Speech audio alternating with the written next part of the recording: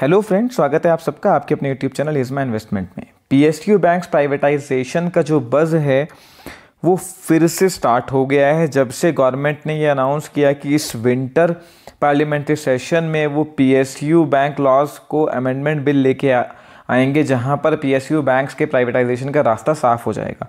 Friends, union budget में सरकार ने जो है अनाउंस किया था कि वो 2 बैंक को प्राइवेट करेंगे, तभी से मीडिया स्पेकुलेशन लगने लगी थी कि कौन कौन से बैंक प्राइवेट हो सकते हैं। पिछली बार जब ये न्यूज़ आई थी तो हमने देखा था पीएसयू बैंक्स में ज़बरदस्त रन देखने को मिला था।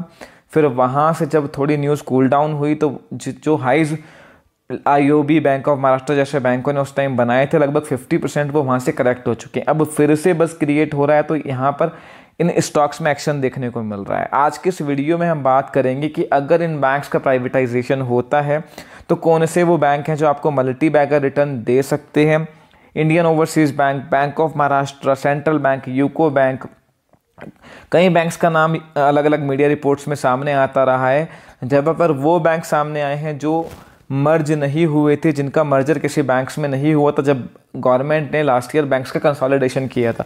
इवन कुछ मीडिया रिपोर्ट्स में तो उन बैंक्स का भी नाम आया था जिनका कंसोलिडेशन हो गया, एक मर्ज एंटिटी बनी है। पर अभी भी मीडिया रिपोर्ट्स में ज़्यादातर कयास इसी बात के लगाए जा रहे हैं कि वो 2 बैंक्स उन्हीं बैंक्स में से हो सकते हैं जिनका कंसोलिडेशन नहीं हुआ था। तो इस वीडियो में हम आज जो बैंक्स स्ट्रॉन्ग कैंडिडेट हैं प्राइवेटाइजेशन के, उनकी बैलेंस शीट्स को एनालाइज करेंगे कि उनमें कितनी री रेटिंग पॉसिबल है अगर वो प्राइवेटाइज होते हैं, और इन्वेस्टर की वहाँ क्या स्ट्रैटेजी होनी चाहिए।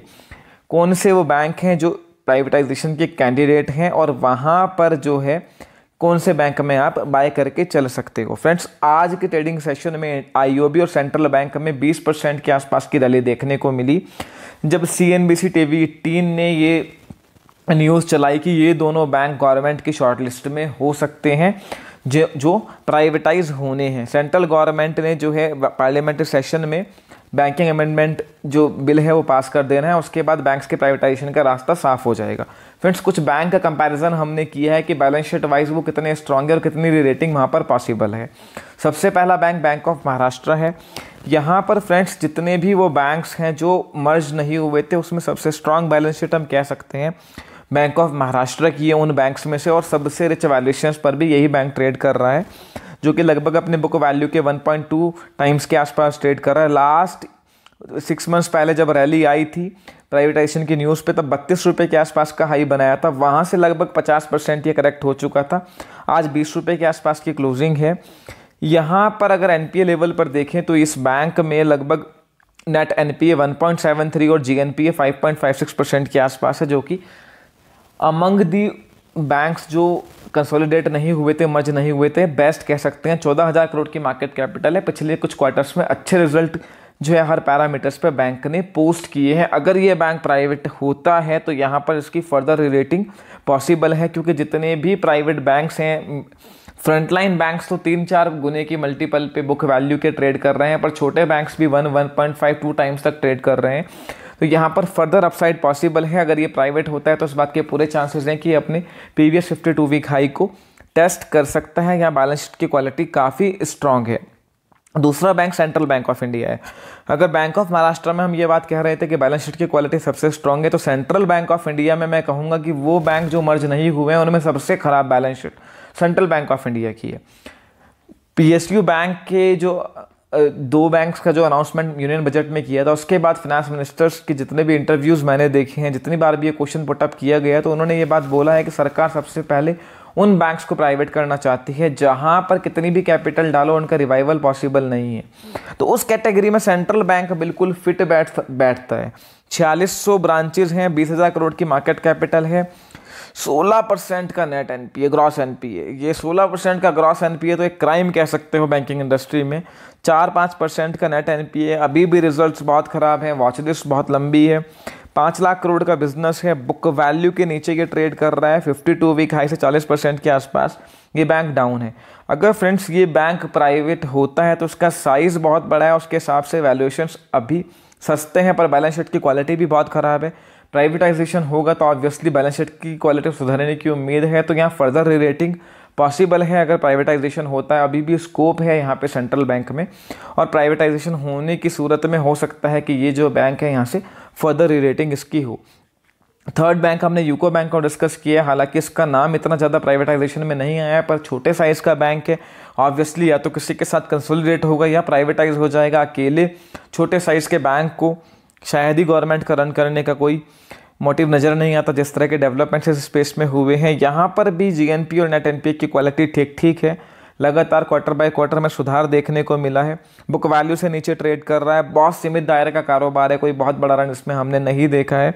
यहाँ पर ये भी प्राइवेट होता है अगर, तो जो है एक अच्छा कैंडिडेट है, फर्दर री रेटिंग हमें देखने को मिल सकती है। चौथा बैंक आईओबी है, जिसमें एक 8 रुपये से लेके 30 रुपये तक का लगभग 5 गुना के आसपास रन देखने को मिला है हमें। 52 वीक लो की बात करें तो, या फिर पिछले 17-18 महीने के लो की बात करें। 3400 ब्रांचेस का बड़ा नेटवर्क है।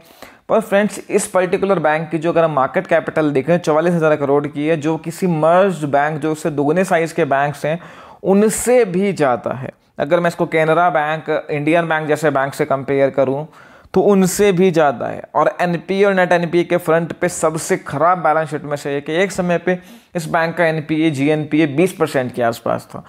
लगातार पीसीए में रहा है 3-4 साल से, अभी पीसीए लिफ्ट हुआ है। बुक वैल्यू के 2.5-3 गुना पे ट्रेड कर रहा है, बहुत महंगे वैल्यूएशन है। मुझे लगता है कि यहाँ पर कोई स्कोप नहीं बचा है। यहाँ प्राइवेटाइजेशन भी अगर होता है तो बहुत कोई बड़ी री रेटिंग हो जाए, मुझे इसके चांसेस नहीं लगते हैं। यहाँ पर आपको जो है, अगर आप हाई रिस्क टेकर हैं, ट्रेडर हैं, तो बात अलग है। इन्वेस्टमेंट पॉइंट ऑफ व्यू से मुझे आईओबी में कोई बहुत बड़ी अपॉर्चुनिटी नज़र नहीं आती, चाहे ये प्राइवेट भी हो जाए। तो फ्रेंड्स, इसके अलावा Indian Overseas Bank, Punjab and Sind Bank का भी नाम, बैंक ऑफ इंडिया और पंजाब एंड सिंध बैंक का भी नाम काफ़ी बार आता रहा है। पंजाब एंड सिंध बैंक भी हमने अपनी पिछली वीडियोस में डिस्कस किया है, वहाँ भी बैलेंस शीट की क्वालिटी बहुत ख़राब है। फ्रेंड्स, अगर हम इन बैंक्स को जो मर्ज नहीं हुए हैं उन बैंक्स से कंपेयर करें, पब्लिक स्पेस के ही जो मर्ज्ड एंटिटी हैं, लाइक कैनरा बैंक हो गया, इंडियन बैंक हो गया, वहाँ पर वैल्यूएशंस अभी भी बहुत सस्ते हैं। पर इन बैंक्स को जो कंसोलिडेट नहीं हुए थे, रिच वैल्यूएशन सिर्फ इस स्पेकुलेशन में मिल रहे हैं कि ये मर्ज नहीं हुए हैं तो ये प्राइवेटाइजेशन के स्ट्रॉन्ग कैंडिडेट हैं। तो ये न्यूज़ बेस्ड इवेंट है और आपको यहाँ पर अपना रिस्क रिवॉर्ड समझ के ही इन्वेस्ट करना होगा, क्योंकि बैंकिंग एक ऐसा स्पेस है, चाहे वहाँ प्राइवेट ले लो या पब्लिक ले लो, आपके पास इन्वेस्टमेंट ऑप्शंस की कमी नहीं है। बहुत सारे बैंक्स लिस्टेड हैं, स्मॉल फाइनेंस बैंक लिस्टेड हैं, बहुत अच्छी क्वालिटी के बैंक मार्केट में लिस्टेड हैं।